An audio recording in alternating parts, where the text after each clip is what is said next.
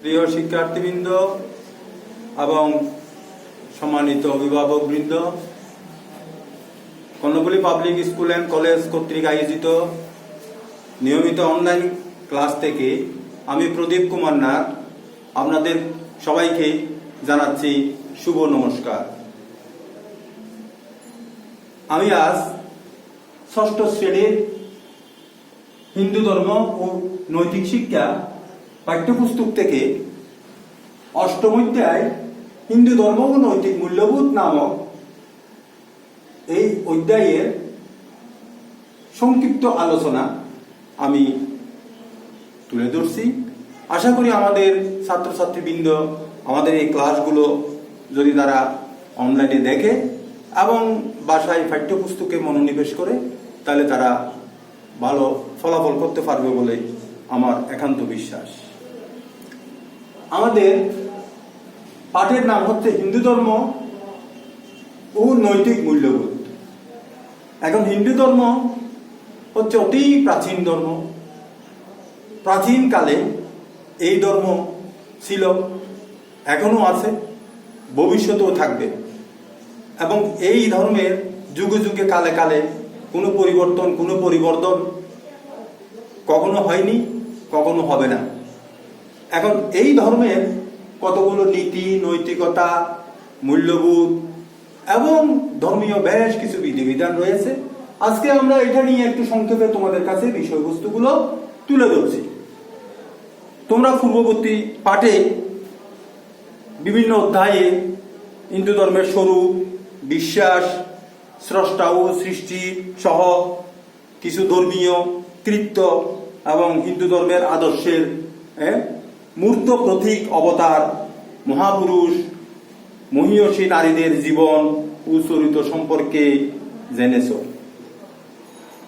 আজ আমরা এই অধ্যায়ে ধর্ম ও নৈতিকতার সংক্ষিপ্ত ধারণা এবং মূল্যবোধ গঠনে হিন্দু ধর্মের গুরুত্ব, হিন্দু ধর্মের কতিপয় মূল্যবোধ, জীবসেবা, দয়া, ভক্তি, শ্রদ্ধা, কর্তব্যনিষ্ঠা, ভাতৃপ্রেম সম্পর্কে এবং পারিবারিক ও সামাজিক জীবনে এইসব নৈতিক মূল্যবোধ গঠনের উপায় এবং ধূমপান যে একটা অনৈতিক কাজের প্রকার তাও নিয়ে আজকে খুব সংক্ষেপে একটা আলোচনা তোমাদের কাছে আমি তুলে ধরতে যাচ্ছি। পার্ট 1, ধর্ম ও নৈতিকতার ধারণা। ধর্ম, নৈতিকতা। আমরা জানি যা ধারণ করে তাকেই ধর্ম বলে। প্রত্যেক কিছুর একটা ধর্ম আছে। মানুষ, পশু পাখি, গাছপালা, সমুদ্র, নদী, পাহাড়, পর্বত, মরুভূমি সবকিছু নিজ নিজ ধর্ম মেনে চলে এবং তারা ধর্ম ধারণ করে আছে। আবার ধর্ম শব্দটির একটা অর্থ ন্যায় বিচার, জীবন আচরণের বিধিবিধান। আমাদের ধর্ম মেনে চলতে হয়, এই কথার অর্থ হলো আমাকে জীবন আচরণের ক্ষেত্রে বিধিবিধান মেনে চলতে হবে, ন্যায় বিচার করতে হবে। অন্যদিকে ধর্ম হলো কোনো জীব বা বস্তুর গুণ বা বিশেষ বৈশিষ্ট্য। যেমন আগুনের ধর্ম দহন করা, মানুষের নিজস্ব ধর্ম রয়েছে, তার ধর্ম হচ্ছে মনুষ্যত্ব ও মানবতা। এছাড়াও যা থেকে মুক্তি লাভ হয় তার নামও ধর্ম। এখন নৈতিকতা কি? নৈতিকতা যে কাজ করলে মঙ্গল হয়, কারো কোনো ক্ষতি হয় না, যে কাজ হচ্ছে ভালো কাজ। যেমন আমরা যোগাসন করি, এতে আমাদের শরীর ও মনের উপকার হয়, আমাদের মঙ্গল হয়, কিন্তু অন্য কারো কোনো ক্ষতি হয় না, এটা ভালো কাজ। আবার আমি অন্যের সঙ্গে সম্প্রীতির সঙ্গে সম্পর্ক স্থাপন করলাম, সম্প্রীতির ভাব বজায় রেখে সমাজে চললাম, তাহলে কি হবে? তাহলে আমার পাশাপাশি সমাজের সকল মানুষের মঙ্গল হবে। এটা হলো ভালো কাজ। অন্যদিকে মিথ্যা কথা বললে চরিত্র নষ্ট হয়, পাপ হয়, এতে অন্যেরও অমঙ্গল হয়। সুতরাং মিথ্যা কথা বলা মন্দ কাজ এবং মহাপাপ, এটা আমরা কখনো করব না। এবং এগুলোতে একটা নৈতিকতার নিয়ম, আর নীতি নৈতিকতা মেনে চললে মানুষ চরিত্রবান হয়, সৎ হয়, ধর্মীয় মনা হয়, সমাজে তার স্থান অনেক ঊর্ধ্বে চলে যায়। তাই আমরা ধর্ম, নীতি, নৈতিকতা এগুলো সবসময় মেনে চলব। পার্ট 2, নৈতিক মূল্যবোধ গঠনে হিন্দু ধর্মের গুরুত্ব। আমরা জানি হিন্দু ধর্ম একটি অতি প্রাচীন ধর্ম। হিন্দু ধর্মকে সনাতন ধর্ম বলা হয়, এবং এই ধর্ম সনাতন মানে চিরসত্য, চিরকাল ধরে এই ধর্ম বিরাজমান, চিরদিন থাকবে, চিরদিন চলে আসতেছে এবং আজীবন এটা চলমান থাকবে, এটার কোনো পরিবর্তন নেই। তাহলে হিন্দু ধর্মের মধ্যে এই নৈতিক মূল্যবোধ গঠনে গুরুত্ব থাকে। আচ্ছা, নৈতিক মূল্যবোধ গঠনে ধর্মের গুরুত্ব অত্যন্ত বেশি। ধর্ম সত্য ও ন্যায়ের কথা বলে, মানুষের মঙ্গলের কথা বলে। নৈতিক মূল্যবোধও সেই একই কথা বলে। হিন্দু ধর্মের শিক্ষায় উপদেশ ও অনুশাসনের নৈতিক মূল্যবোধের প্রতি গুরুত্ব দেওয়া হয়েছে। এখানে বলা হয়েছে ঈশ্বর আত্মারূপে জীবের মধ্যে অবস্থান করেন, তাই জীবের সেবা করলে ঈশ্বরের সেবা করা হয়। জীবকে কষ্ট দিলে ঈশ্বরকে কষ্ট দেওয়া হয়। এই জীব সেবা হিন্দু ধর্মের অঙ্গ। হিন্দু ধর্মের শিক্ষা আবার জীব সেবা একটি নৈতিক গুণও বটে। এটি নৈতিক মূল্যবোধ। অহিংসা, চুরি না করা, সংযমী হওয়া, সুচিতা বা দেহমনের পবিত্রতা এবং সৎপথে থাকা, ধর্মের এই 5টি লক্ষণের মধ্য দিয়ে সুস্পষ্টভাবে নৈতিক মূল্যবোধের প্রকাশ ঘটেছে। এই বিষয়বস্তুর আলোকে আরো বিস্তারিত বর্ণনা তোমাদের পাঠ্যপুস্তকে রয়েছে, তোমরা বিষয়গুলো একটু গুরুত্ব সহকারে দেখবে। এখন আমি পার্ট 3-এ চলে যাচ্ছি। পার্ট 3, জীব সেবা। এখন জীব সেবা কি? আমরা কিছু কাজ করি নিজের মঙ্গলের জন্য বা নিজের আনন্দের জন্য, আবার আমরা এমন কিছু কাজ করি যাতে অন্যের মঙ্গল হয়, অন্যের আনন্দ হয়, অন্যের অমঙ্গল বা অন্যের আনন্দের মঙ্গল বা অন্যের আনন্দের জন্য যে কাজ করা হয় তার নাম হচ্ছে সেবা। অর্থাৎ অন্য মানুষের মঙ্গল করা, তার সেবা যত্ন করা, তার মঙ্গলের জন্য কিছু কাজ করা, এটাকে বলা হয় সেবা। সেবা নানাভাবে করা যায়। কেউ অসুস্থ হয়ে পড়লে আমরা তার সেবা শুশ্রূষা করতে পারি। একে বলতে পারি রোগীর সেবা। বাড়িতে অতিথি আসলে তার যত্ন করলাম, এটা হচ্ছে অতিথি সেবা। সেবার একটি অর্থ উপাসনা করা, তাকে বলে ঠাকুর সেবা। বাড়িতে গুরুজন কেউ বলে, মা বলবেন সেবা দেয়। এখানে সেবা মানে প্রণাম করা, শ্রদ্ধা জানানো। কেউ না খেয়ে আছে, তাকে খেতে দেওয়াকেও বলা হয় সেবা। আমরা যে আহার করি তাকেও বলা হয় সেবা। জীবের মঙ্গলের জন্য আমরা যে কাজ করি তার নাম জীব সেবা। সমাজে মঙ্গল হয় এমন কাজকে বলা হয় সমাজ সেবা। তাহলে এইভাবে জীব সেবা, সমাজ সেবা এবং বিভিন্ন আহার বিহার সবকিছুতেই সেবার একটা গুরুত্ব রয়েছে। এবং এই ক্ষেত্রে জীব সেবা, যে কোনো জীবকে সেবা করা, তার দুঃখে সুখে তার সেবা শুশ্রূষা করে তাকে সুস্থ করে তোলা ইত্যাদি। এরপরে আছে পার্ট 4, দয়া। কারো কষ্ট দেখলে মন কাঁদে, তার কষ্ট দূর করে দিতে ইচ্ছা হয়। মনের এই ভাবকে বলা হয় দয়া। পৃথিবীতে প্রত্যেক মানুষের মনে পরম করুণাময় সৃষ্টিকর্তা স্বয়ং ভগবান শ্রীকৃষ্ণ মানুষের মধ্যে দয়া একটা জিনিস মানুষের অন্তর্নিহিত ভাবে দান করেছেন।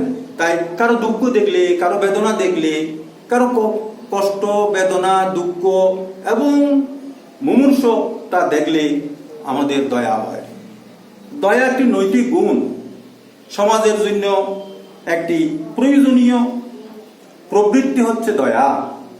দয়া করা হয় কাকে? যে ক্ষুধায় কষ্ট পাচ্ছে তাকে খাদ্য দিয়ে আমরা দয়া করি। আমরা জানি জীবের মধ্যে আত্মারূপে ঈশ্বর অবস্থান করেন, তাই জীবকে দয়া করলে, জীবের দুঃখ কষ্ট দূর করলে ঈশ্বর সন্তুষ্ট হন। ঈশ্বর নিজেই দারিদ্র রূপে ঘুরে বেড়ান দয়া পাবেন বলে। বিশ্বকবি রবীন্দ্রনাথ ঠাকুরের ভাষায়, জগতে দরিদ্র রূপে ফিরি দয়া করে, গৃহহীনে গৃহ দিলে আমি থাকি করে। এটা স্বয়ং বিশ্বকবি রবীন্দ্রনাথ ঠাকুরের বাণী। এরপরে শ্রী চৈতন্য মহাপ্রভুর নাম তোমরা শুনেছ। শ্রী চৈতন্য মহাপ্রভু বলেছিলেন, নামে রুচি জীবে দয়া, বৈষ্ণব সেবন, ইহা হইতে ধর্ম আর নাই সনাতন। এই হচ্ছে আমাদের দয়া। এগুলো মহামনীষীগণ এবং বিভিন্ন কবিগণ দয়া সম্পর্কে বিভিন্ন বাণী দিয়ে গেছেন। এরপরে আসি আমরা পাঠ 5, ভক্তি বা শ্রদ্ধা। আমরা মা বাবাকে শ্রদ্ধা করি, শিক্ষককে শ্রদ্ধা করি, যারা আমাদের গুরুজন তাদের আমরা শ্রদ্ধা করি, আমরা আর গুরুজনরা আমাদের স্নেহ করেন। তাহলে দেখা যাচ্ছে বড়দের প্রতি ছোটদের যে শিষ্টাচার তাকেই বলে শ্রদ্ধা। ছোটদের প্রতি বড়দের যে মমতা মাখা আচরণ তার নাম স্নেহ। শ্রদ্ধা ও ভক্তি সমার্থক, অর্থাৎ সমান কর্তব্য। তবে ব্যবহারের ক্ষেত্রে একটু পার্থক্য আছে। ভক্তি হচ্ছে ভক্তির পাত্রের প্রতি চরম অনুরাগ। শ্রদ্ধা যখন গভীর হয় তখন তাকে বলা হয় ভক্তি। তো ভক্তি সম্পর্কে তোমরা আরো বিস্তারিত ভক্তি বা শ্রদ্ধা সম্পর্কে পাঠ্যপুস্তকের আলোকে বিষয়গুলো একটু ভালোভাবে অনুধাবন করবে এবং করবে। এরপরে আমি আসি পাঠ 6, কর্তব্য নিষ্ঠা। আমরা আমাদের পরিবারে বা সমাজে নানা রকমের কাজ করি। আমাদের মধ্যে যারা শিক্ষার্থী তাদের কাজ কি? এর উত্তর হবে ভালো করে লেখাপড়া করা। লেখাপড়া করলে তারা জ্ঞান অর্জন করতে পারবে, ভালো চাকরি বাকরি পাবে, জীবনে প্রতিষ্ঠিত হবে, পিতামাতার আশা আকাঙ্ক্ষা এবং দেশ ও জাতির আশা আকাঙ্ক্ষা তারা পূরণ করতে পারবে, সমাজেও তারা প্রতিষ্ঠিত হতে পারবে। তাই আমাদেরকে আমাদের কর্তব্য যথাযথভাবে পালন করতে হবে। আমি টিচার হিসেবে আমার কর্তব্য আমি যথাযথ পালন করব। একজন ছাত্র হিসেবে ছাত্রকে তার দায়িত্ব পালন করতে হবে, পড়াশোনা করতে হবে। একজন অফিস কর্মকর্তা কর্মচারী তাকে তার দায়িত্ব পালন করতে হবে। এবং এই কর্তব্যের প্রতি আমরা যে যত বেশি সচেতন হব, এই কর্তব্য নিষ্ঠার গুণে আমাদের দেশ, আমাদের জাতি, আমাদের সমাজ আরো অগ্রগতির দিকে এগিয়ে যাবে। এই কর্তব্য নিষ্ঠা সম্পর্কে তোমরা নিজস্ব ভাবে নিজেই পাঠ্যপুস্তকে বিষয়গুলো একটু পড়বে। এরপরে আছে পাঠ 7, ভাতৃপ্রেম। ভাতৃ শব্দের অর্থ আমরা জানি ভাই। পৃথিবীতে আমরা একে অপরের, প্রত্যেক মানুষ আমরা একে অপরের ভাই ভাই হিসেবে আমরা নিজেকে পরিগণিত করি। যেমন কাজল আর সজল, তারা 2 ভাই। এখন দুজনে খুব মিল। কাজলের খুশিতে সজল খুশি হয়, সজলের খুশিতে কাজলও খুশি হয়। আবার কাজল কষ্ট পেলে সজলও কষ্ট পায়, সজল কষ্ট পেলে কাজল কষ্ট পায়। এই যে কাজল ও সজলের একের প্রতি অন্যের ভালোবাসা বা মমতা, একেই বলে ভাতৃপ্রেম। অর্থাৎ ভাইয়ের প্রতি ভাইয়ের যে কষ্ট, সেই কষ্ট ভাগাভাগি করে নেওয়া, একজন খুশি হলে আরেকজন খুশি হয়। এই আনন্দময় এবং এই সুন্দর একটা সুশৃঙ্খল পরিবেশ এবং ভাইয়ের প্রতি ভাইয়ের যে মমত্ববোধ, তাকে বলা হয় ভাতৃপ্রেম। এরপরে আসি আমরা পাঠ 8, পারিবারিক ও সামাজিক জীবনে নৈতিক মূল্যবোধ গঠনের উপায়। শৃঙ্খলাবোধ নৈতিক মূল্যবোধ গঠনের অন্যতম উপায়। ঈশ্বর জীব ও জগৎ সৃষ্টি করেছেন। ঈশ্বরের সৃষ্টির মধ্যে একটা শৃঙ্খলা রয়েছে, তেমনি আমরাও আমাদের জীবনে আনবো শৃঙ্খলাবোধ। ঈশ্বরের শৃঙ্খলাবোধের প্রকাশ ঘটেছে তার সৃষ্টিকর্মে। আমরাও আমাদের নিজেদের জীবনে ও আচরণে শৃঙ্খলাবোধের প্রকাশ ঘটাবো। পারিবারিক জীবনে একটি পরিবারের সদস্যগণ পরস্পরের সঙ্গে নানাভাবে জড়িত। তাই নিজের অধিকার ভোগ করার সঙ্গে সঙ্গে অন্য সদস্যের প্রতি আমাদের কর্তব্য রয়েছে। এই সত্য আমরা যেন ভুলে না যাই। তাই পারিবারিক ক্ষেত্রে আমার নীতি, নৈতিকতা, মূল্যবোধ, অপরের দুঃখ কষ্ট বুঝে নেওয়া এবং সৎ এবং সত্যবাদিতার পরিচয় দেওয়া, এখানে জীব সেবা, দয়া, কর্তব্যনিষ্ঠা সবগুলো কিন্তু পারিবারিক ক্ষেত্রে আমাদের এই গুণাগুণগুলো তুলে ধরতে হবে। তাহলে পারিবারিক সততা, সহিষ্ণুতা, সম্প্রীতি, সেবা, সৌহার্দ্য ইত্যাদি গড়ে উঠবে। সেজন্য আমাদের পারিবারিক ক্ষেত্রে এই বিষয়বস্তুগুলোর দিকে আমাদের লক্ষ্য রাখতে হবে। এরপরে আসি পাঠ 9, ধূমপান অনৈতিক কাজ। আমরা জানি ধূমপান বিষপান। ধূমপানে মানুষের মৃত্যু ঘটায়, মানুষের ফুসফুস নষ্ট হয়, মানুষের লাংসের ক্ষতি হয়, মানুষের ব্রঙ্কাইটিস, হাসি কাশি ইত্যাদি বেড়ে যায়, মানুষের অকাল মৃত্যু ঘটে। তাই এই অনৈতিক নীতি বহির্ভূত কাজ, এই কাজ আমরা কোনোদিন করব না। আমি আমার ছাত্রছাত্রীদের প্রতি একান্তভাবে উপদেশ দেব, কখনো তোমরা ধূমপানের আসক্ত হবে না। ধূমপান এটি একটি অতীব একটি জঘন্যতম কাজ, যেটা আমাদের জীবনকে চিরতরে ধ্বংস করে দেয়। তাইলে আমরা এতক্ষণ পর্যন্ত কিছু নৈতিক মূল্যবোধ সম্পর্কে আলোচনা করেছি, ধূমপান সম্পর্কেও বলছি। ধূমপান একটা মাদকাসক্তি, এক ধরনের আসক্তিতে মানুষদেরকে এগিয়ে নিয়ে যায়। ধূমপান বলতে আমরা বুঝি বিড়ি, সিগারেট, চুরুট, তামাক ইত্যাদিতে বিশেষভাবে আগুন ধরিয়ে যেগুলো ধূম বা ধোঁয়া আমরা পান করি বা আমাদের মধ্যে যারা পান করে সেটাকে ধূমপান করা হয়। তাই ধূমপান সম্পর্কে আমরা একটা প্রতিজ্ঞা করব আজকে। সেই প্রতিজ্ঞাটা আমি তুলে ধরছি। রাখবো উঁচু নিজের মান, করব না গো ধূমপান, মনে রাখি কথা কান, ধূমপানে বিষপান। ধূমপানকে না বলবো, নীতি ধর্ম মেনে চলবো। তাহলে আজকে আমাদের এই নীতি ধর্ম নিয়ে, নৈতিকতা নিয়ে আমার আলোচনা আমি এখানেই শেষ করলাম। পরিশেষে আমি তোমাদেরকে এই অধ্যায়ের অনুশীলনীতে তোমাদের যে শূন্যস্থান, সঠিক উত্তর, ডান বাম এবং প্রশ্ন উত্তরগুলো আছে, এগুলো তোমরা বাড়ির কাজ হিসেবে সমাধা করবে।